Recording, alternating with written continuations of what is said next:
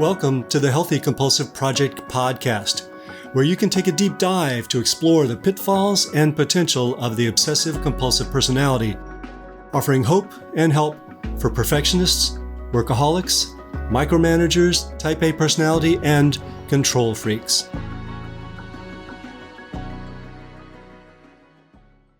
Hello everyone, Gary Trosclair here, psychotherapist, Jungian psychoanalyst, and author of the Healthy Compulsive Project book, blog, and podcast. Sometimes all of our efforts to get somewhere just lead us to a dead end. We feel frustrated, stuck, and powerless. And for people with obsessive-compulsive tendencies, adopting other ways of feeling better is not so easy. Our focus can be so narrow that it feels like any other approach would take us off course from our goals. But sometimes it helps to let go of our own challenges for a little while and see if we can help others. But our intense need to complete a project may blind us to opportunities that would make us feel better by being more generous. In today's podcast, I share a dramatic example of someone turning the corner this way when, having become absolutely stuck, he decided to devote his work to the greater good. He happened to have a compulsive personality, and that move helped him to become a healthy compulsive, to feel better about himself, and to use his compulsive traits for others. I'm not suggesting that we all drop everything and move to Sudan to help other people, but that we consider the benefits for our own well-being when we take a pause from our own goals long enough to practice random acts of kindness. This is not a good plan for those of you who already give yourselves away, but for many of us, doing something nice for someone else can end up being the best part of our day and getting us unstuck. This is episode 61 of the Healthy Compulsive Project podcast. Feeling stuck? Try generosity. As winter rolls in and the American election drags on, I wanted to share a story about generosity and meaning that's always inspired me. I hope it will inspire you as well in those times when everything feels out of your control. To me, the story is a good example of how taking the attention off of our own struggles and helping others can bring us meaning and fulfillment, if not even happiness. Since people with obsessive-compulsive personality traits often feel that the right thing to do is to hold on to money, time, objects, and compliments, we may miss out on the benefits of generosity. But perhaps worse, since we tend to get engrossed in goals, projects, and fixing things, we may neurologically wire ourselves into a narrow focus which excludes generosity. Then we're stuck. The story I'll tell is about how one man got unstuck. It's also an example of someone who had to come to terms with his self-critical nature in order to bring out the best in his obsessive-compulsive personality. His approach to healing is not appropriate for everyone, but many of us can benefit from that approach, at least in smaller doses. The story of Buckminster Fuller. At the age of 32, polymath designer, scientist, philosopher, and artist Buckminster Fuller walked to Lake Michigan to drown himself. After losing his 5-year-old daughter and failing in a business his family and friends had financed, he had become depressed and was drinking heavily. He was stuck. He thought everyone would be better off with the payout from his life insurance policy than with him alive. But he had an epiphany. Instead of killing himself, he resolved to live his life in a way that would benefit humanity. At the time, his circumstances were genuinely dire. He could not be happy himself, so he decided that he could at least do what he could do to improve the lives of others. He decided to put his ego aside and make his life an experiment in realizing one's potential by working for the greater good. For this reason, he called himself Guinea Pig B. He committed himself to work as a single individual to better the world, Spaceship Earth as he called it. He considered himself just a normal, healthy human and wanted to set an example for everyone else. We are all capable of contributing to progress. He isolated himself for 2 years to reflect on how best he could manage this. Re-entry was not easy. His designs were initially rejected by architectural and construction companies, but he persisted, and he eventually gained respect. He worked across the usual field lines that separate industries, cross-fertilizing and coming up with new ideas. He invented the Dymaxion house, an efficient and simply constructed apartment that could be flown to its destination. Then came the Dymaxion car, which, while not a commercial success, laid the groundwork for more efficient vehicles that followed. Then, perhaps most famously, he created the geodesic dome, an innovative construction design now used for some 300,000 units worldwide. Here's a description of the geodesic dome from the Buckminster Fuller Institute website. Quote, lightweight, cost-effective, and easy to assemble, geodesic domes enclose more space without intrusive supporting columns than any other structure. They efficiently distribute stress, and they withstand extremely harsh conditions. Based on Fuller's synergetic geometry, his lifelong exploration of nature's principles of design, the geodesic dome was the result of his revolutionary discoveries about balancing compression and tension forces in building. I'm tempted to explore this symbolically as a metaphor for psychological growth and individuation. The goals of creating inner space, distributing stress, withstanding harsh conditions, and balancing the tension between self-care and generosity could all be part of a psychotherapeutic treatment plan. But I'll restrain myself for now and stick with the concrete. I stayed in a geodesic dome just last month when visiting Bryce Canyon National Park in Utah. Spacious and connected to nature, it was a pleasure to be in, and especially satisfying knowing that Bucky had designed it. But let's get back to our story. He traveled the world urging audiences to think bigger, to see the possibilities of change on Earth, and how as humans we might grow and contribute. Despite his apolitical stance and his philosophy being completely at odds with that of President Ronald Reagan's administration, his inventions were so significant that he was awarded the Presidential Medal of Freedom by Reagan himself in 1983. He had become unstuck. Bucky, as he liked to be called, passed away at the age of 88.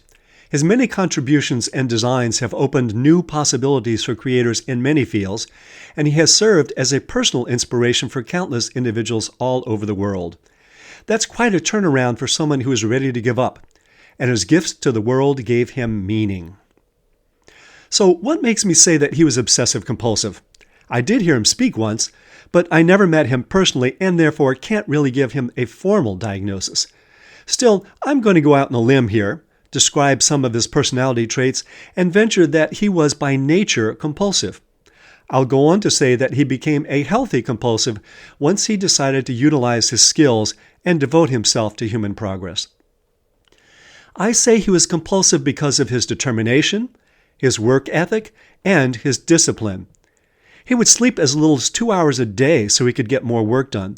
He held 28 patents, wrote 28 books, and was awarded 47 honorary degrees. He delivered more than 2,000 lectures at 500 universities and colleges and made 48 trips around the world. One of the central organizing themes of his work was efficiency, doing more with less, a principle that many people with compulsive tendencies espouse. And, like most people with compulsive tendencies, he was a passionate problem solver. But the real clincher comes from a report from his daughter, and here I quote, "I remember how my father always loved to wash dishes. I had a perfectly good dishwasher, a piece of excellent technology, but he preferred to get his hands wet, to rinse, soap, and stack the dishes in just the right way." I will also say that Bucky was a healthy compulsive because he chose to use his compulsive traits consciously and meaningfully. He realized that he needed to change himself to change the world. In one of his many books, Critical Path, he shared a list of 22 disciplines he had developed for himself.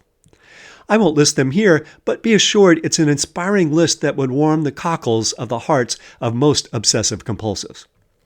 In my book, The Healthy Compulsive, I list the 8 criteria for obsessive-compulsive personality disorder from the Diagnostic and Statistical Manual of the American Psychiatric Association.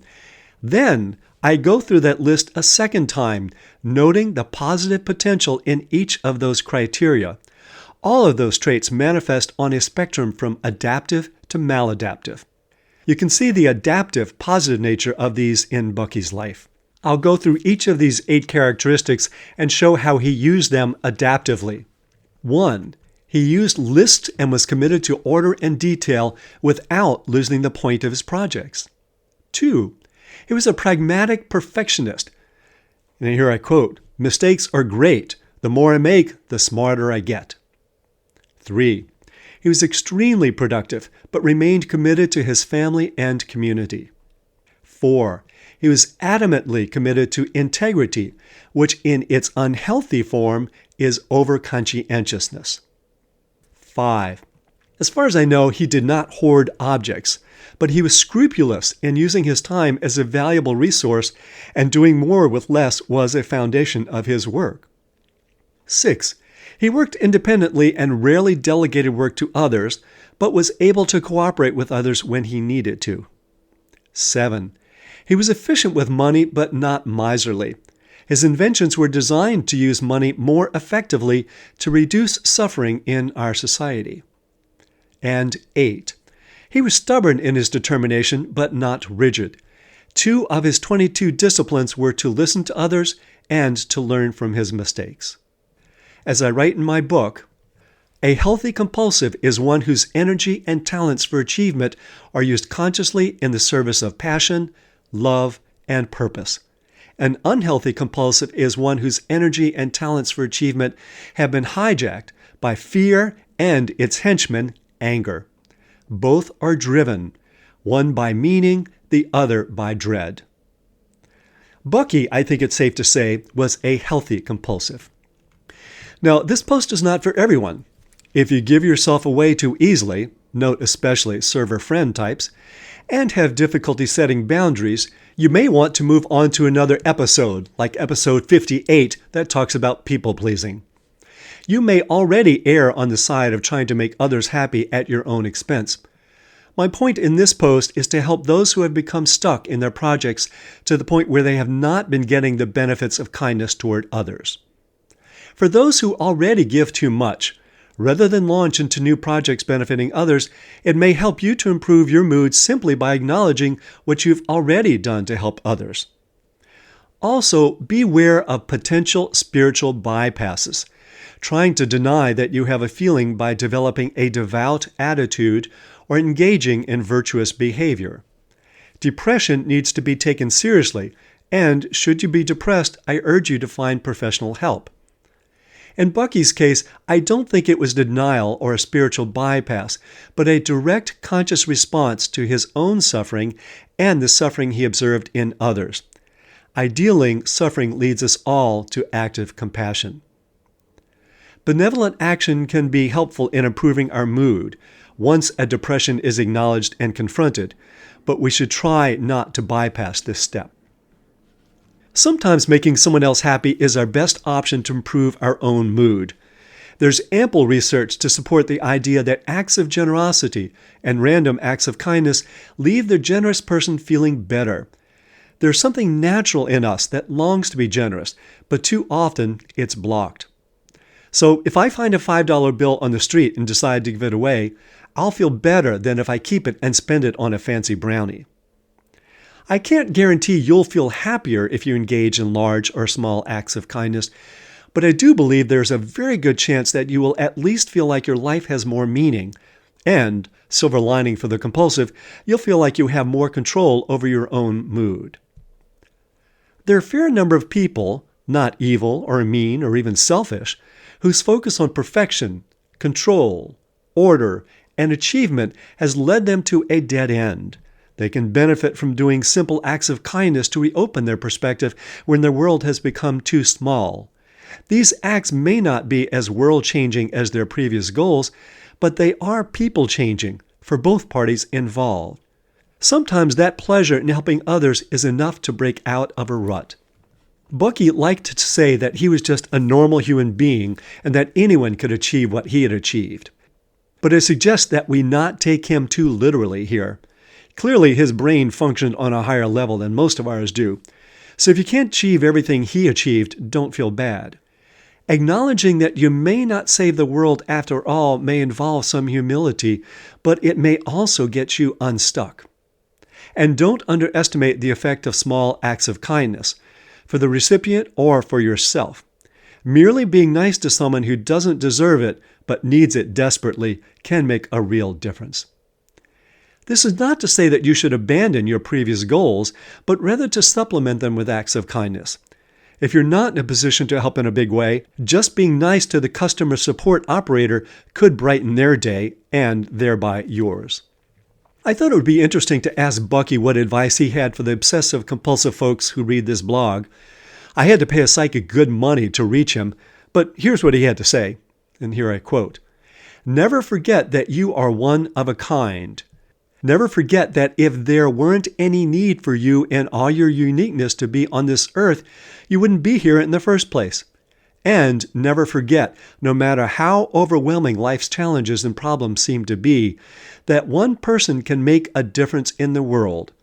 In fact, it is always because of one person that all the changes that matter in the world come about.